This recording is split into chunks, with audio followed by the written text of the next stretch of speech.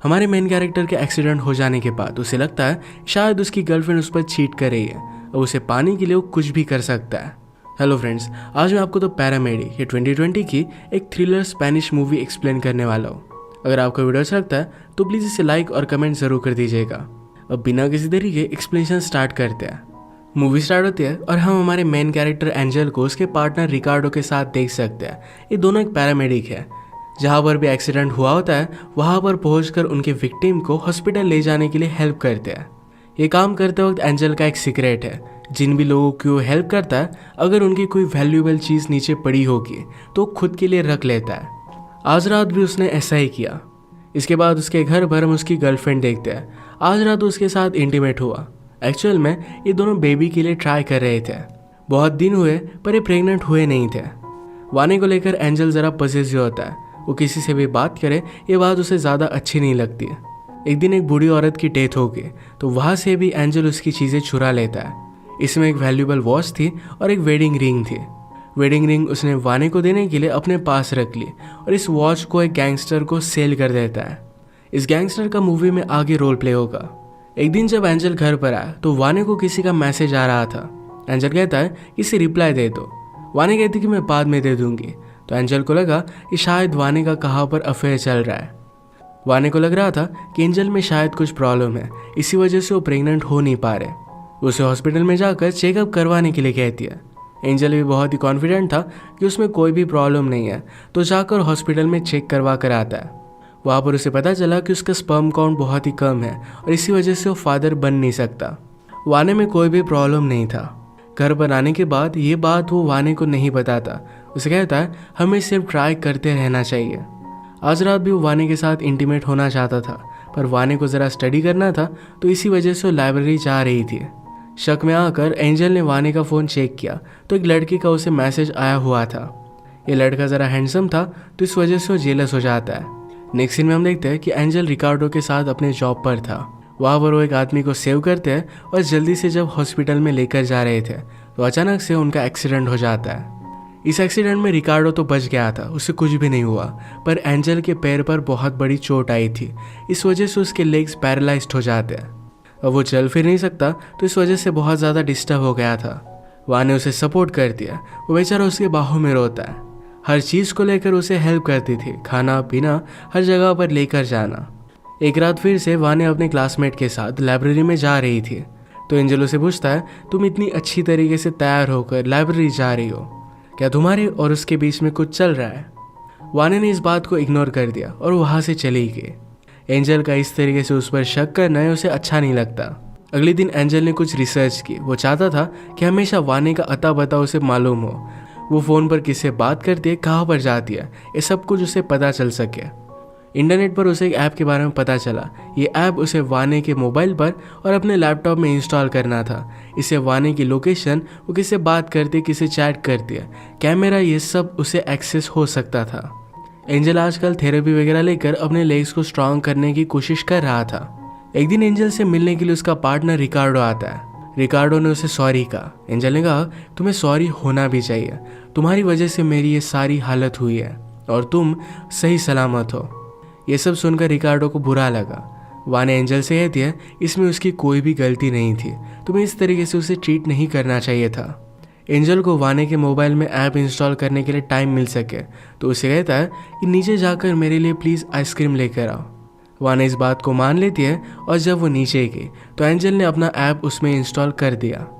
अपने लैपटॉप से अब वो सब कुछ एक्सेस कर सकता था। वाने ने ऊपर आने के बाद अपना मोबाइल चेक किया पर उसे कुछ भी अलग लगता नहीं। रात में एंजल को अपने लेग पर बहुत तकलीफ होती है। उसी वक्त उसके नेबर का डॉग बहुत ही ज़ोर से चिल्ला रहा था। इस बात से एंजल बहुत ही डिस्टर्ब हो चुका था। अगले दिन अपने नेबर से उसने इसके बारे में बात की। नेबर ने कहा कि मेरी वाइफ बहुत ही ज़्यादा बीमार है तो रात में उसे देखने के लिए मुझे जाना पड़ता है। डॉग घर पर अकेला होता है, इसी वजह से वो बाग करता है। थोड़े दिनों के लिए उसने एंजल को एडजस्ट करने के लिए कह दिया। एंजल के लिए ये विदाउट लेग्स लाइफस्टाइल बहुत ही अलग थी।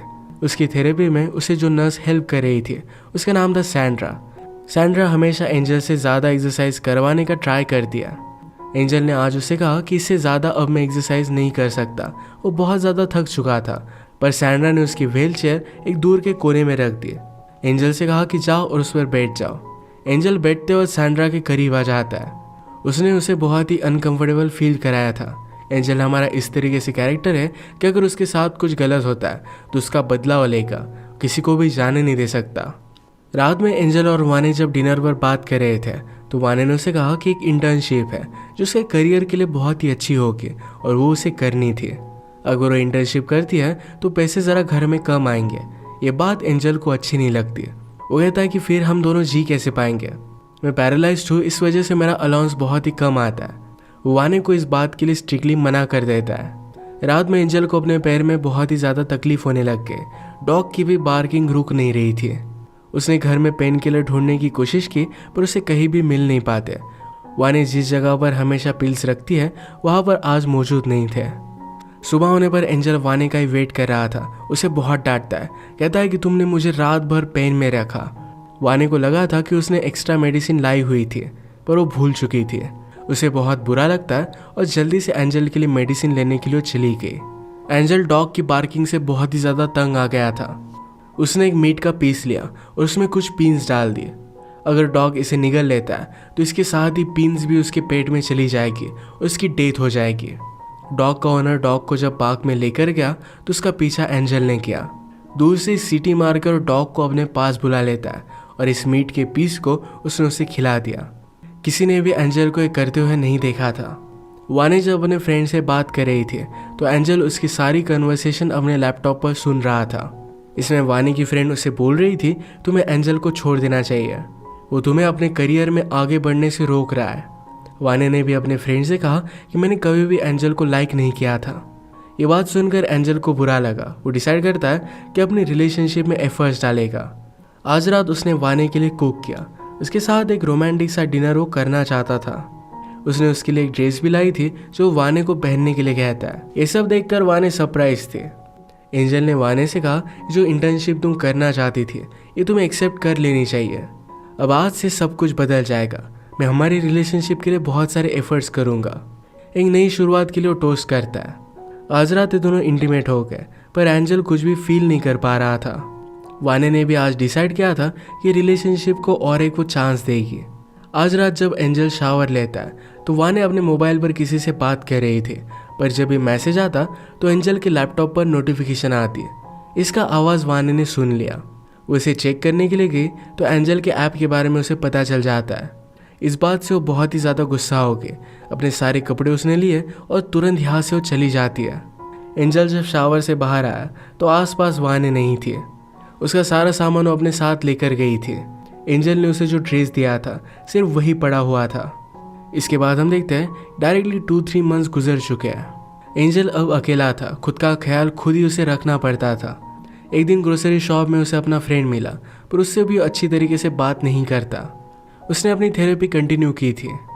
उसका मॉरल अब भी स्ट्रांग था। कोई भी उसे पैरालाइज्ड आदमी की तरह ट्रीट करे ये बात उसे अच्छी नहीं लगती थी। एक दिन उसने वाने का पीछा किया तो वो नोटिस करता है कि वाने रिकार्डो के साथ है। रिकार्डो एंजल का ही पार्टनर था। पीछा करते करते उसने देखा कि वाने और रिकार्डो ये बेबी सप्लाई के शॉप में गए हुए हैं। एक्चुअल में वाने और रिकार्डो दोनों रिलेशनशिप में थे। अब उन्हें बेबी भी होने वाला था।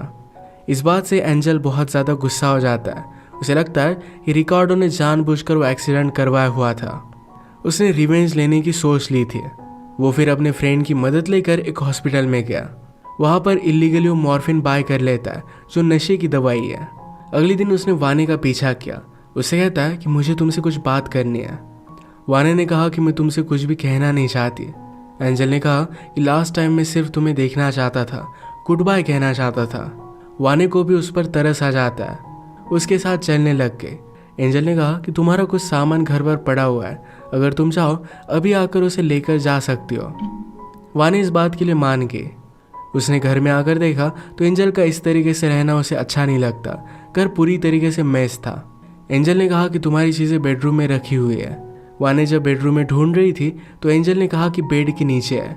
वाने का जब ध्यान नहीं था तो एंजल ने मॉर्फिन का इंजेक्शन उसे इंजेक्ट कर दिया। इस वजह से वो बेहोश हो गई। अब एंजल उसके हाथ पैर बांध देता है। उसके मुंह पर भी उसने पट्टी लगाई हुई थी। वाने की चीज़ें कोई भी सुन ना पाए इस वजह से एंजल ने बहुत ही लाउड सा म्यूजिक चलाया हुआ था। एंजल ने वाने का मोबाइल लिया और रिकार्डो को मैसेज करता है, सॉरी मैं तुमसे ब्रेकअप कर रही हूँ, तुम्हारे साथ बेबी में रेस नहीं कर सकती। ये मैसेज लिखने के बाद वाने का मोबाइल एंजल पानी में फेंक देता है। वाने को जब होश आया तो एंजल कहता है, मुझे तुम्हारे और रिकार्डो के बारे में पता है। वाने ने कहा कि प्लीज़ मुझे यहाँ से जाने दो। वो चिल्लाने लग गए तो एंजल फिर से उसके मुंह पर पट्टी बांध देता है। अगले दिन एंजल का नेबर उसके पास आया। वो उसे कहता है कि कल मैंने कुछ चीखें सुनी, मुझे लगा ये वाने तुम्हारे साथ है। एंजल कहता है कि ऐसा कुछ भी नहीं है। नेबर ने बहुत ही लाउड सा म्यूजिक भी सुना था, इसकी भी उसने कंप्लेंट की। वो श्योर था कि किसी लड़के की आवाज़ आ रही थी।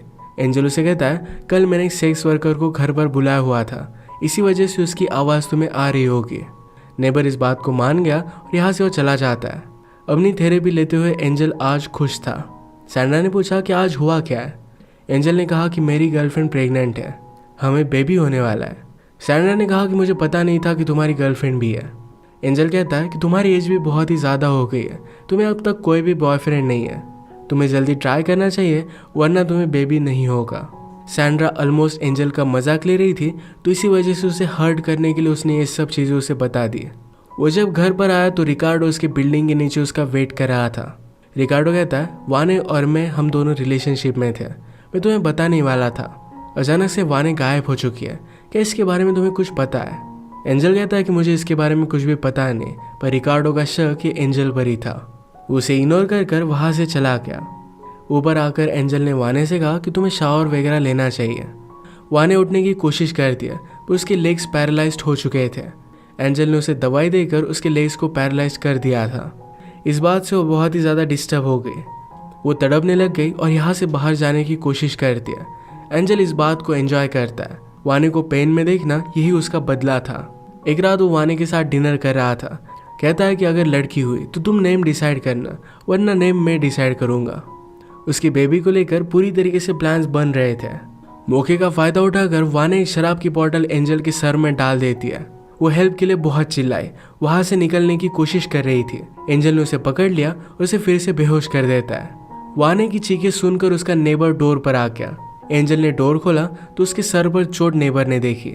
नेबर ने कहा कि मुझे पता है कि वाने अंदर है, वो अंदर जाकर देखना चाहता था। नेबर जब अंदर गया तो एंजल ने डायरेक्टली नाइफ लेकर उसे मार डाला। अब प्रॉब्लम ये थी कि नेबर का क्या किया जाए। एंजल हमेशा जो भी वैल्यूएबल चीज़ें चुराता था तो एक गैंगस्टर को सेल करता था, तो उसी गैंगस्टर को उसने कॉल कर दिया। कुछ पैसे वो उसे दे देता है और नेबर की बॉडी गैंगस्टर लेकर चला गया। उसने फिर से वाने को कंट्रोल में कर लिया था। आज रात एंजल ने वाने के पॉकेट में से चाबी निकाली। वो डायरेक्टली रिकार्डो के घर पर गया और शावर में छुप जाता है। रिकार्डो जब घर पर आया तो एंजल ने उसे भी बेहोश कर दिया। फिर वो दारू लेता है और ज़बरदस्ती रिकार्डो को पिला देता है। यही पिला पिला कर उसने रिकार्डो को मार दिया। अब लोगों को लगेगा कि रिकार्डो ने खुदकुशी कर ली। अगली सुबह एंजल से मिलने के लिए पुलिस आए। रिकार्डो ने पहले ही पुलिस को कॉल किया हुआ था। वाने अचानक से गायब हो गई, ये बात उसे बहुत ही अजीब लगी थी। वो पुलिस को समझाने की कोशिश करता है कि वो प्रेग्नेंट थी और हम दोनों बहुत ही ज़्यादा खुश थे, वो इस तरीके से गायब कैसे हो सकती है। रिकार्डो की डेड बॉडी मिलने के बाद इन्वेस्टिगेशन करते हुए पुलिस यहाँ पर आए हुए थे। उन्होंने एंजल के यहाँ पेन की बहुत सारी मेडिसिन वगैरह देखी। यही मेडिसिन वो वाने को बेहोश रखने के लिए यूज़ कर रहा था, पर एंजल कहता है कि मुझे बहुत ही ज़्यादा लेग्स में पेन होता है, इसी वजह से मैं इसे यूज़ करता हूँ। पुलिस को भी ज़्यादा कुछ शक नहीं होता और वहाँ से वो चले गए। पुलिस के जाने के बाद वाने को होश आया। एंजल उसके लिए एक हेल्दी ब्रेकफास्ट बनाता है। कहता है कि बेबी के लिए अच्छा खाना उसे मिलना चाहिए। डेड ओल्ड वुमन से एंजल ने जो रिंग चुराई थी, यही रिंग उसने वाने को दी और पूछा, क्या तुम मुझसे शादी करोगी? वो एंजल को अच्छा फील कराने के लिए हाँ कह देती है। उसने कहा कि मुझे बाथरूम में लेकर चलो। वाने के पैर पैरालाइज थे तो एंजल को लगा कि ये ज़्यादा कुछ कर नहीं पाएगी। बाथरूम में जाने के बाद उसने एंजल को डोर बंद करने के लिए कहा। वहाँ पर नेल कटर के बीच में जो नाइफ होती है, ये वाने को मिल गई। बड़ी चालाकी से उसने इसे छुपा लिया। वाने की तबीयत ज़रा ख़राब थी तो उसके लिए मेडिसिन लेने के लिए रात में एंजल घर से बाहर निकलता है। मौके का फ़ायदा उठाकर वाने ने चाकू निकाल लिया। उसे अपने आप को फ्री कर दिया। एंजल ने डोर को बाहर से लॉक किया था तो उस चाकू से उस डोर को उसने तोड़ दिया। वो स्ट्रगल करते करते लिफ्ट तक आए, पर एंजल घर में कुछ भूल गया था तो वो फिर से वापस आता है। उसने वाने को देख लिया, उसका पीछा करने लग गया। वाने डर कर स्टेयर से नीचे गिर दिया तो एंजल भी उसके पीछे बेचा रहा था। उसे पकड़ लेता है तो वाने ने बहुत स्ट्रगल किया। फाइनली अपना चाकू लेकर वो एंजल पर वार कर दिया। इस फाइट में एंजल ने अपना कंट्रोल लूज किया और वो नीचे गिर रहा था। वो अगर मरेगा तो वाने को भी साथ लेकर जाएगा, इसी वजह से उसे पकड़ लेता है। वाने ने चाकू लेकर उसके हाथ पर हमला किया। एंजल की ग्रिप छूट जाती है और ऊपर से वो नीचे गिर जाता है। इसके बाद हम एंजल को हॉस्पिटल में देखते हैं। पहले तो सिर्फ उसके लेग पैरालाइज थे, पर अब पूरी बॉडी भी हो चुकी थी। वो अब कुछ भी बोल भी नहीं सकता था। हॉस्पिटल में एंजल से मिलने के लिए वाने आई। वाने के पेट में एक हेल्दी बेबी भी था। एंजल ने उसको इतनी तकलीफ दी थी, फिर भी वो सेफ थी। फाइनली वो एंजल से कहती है कि अब मैं तुम्हारा ख्याल रखूंगी। इसका मतलब है हर दिन वो उससे बदला लेगी, हर दिन उसे तड़पाएगी, उसे अपने साथ लेकर गई। इसी के साथ वाने का रिवेंज कंप्लीट होता है और इस मूवी की एंडिंग हो जाती है। अगर आपको वीडियो अच्छा लगा तो प्लीज़ इसे लाइक और कमेंट ज़रूर कर दीजिएगा। मैं बहुत सारी मूवीज़ लेकर आते रहता हूँ, तो प्लीज़ चैनल को सब्सक्राइब कर दीजिए और बेल नोटिफिकेशन आइकॉन दबाना मत भूलिएगा। हम फिर से मिलेंगे और एक नई मूवी के साथ। तब तक के लिए थैंक यू और आप अपने आप का ख्याल रखिए।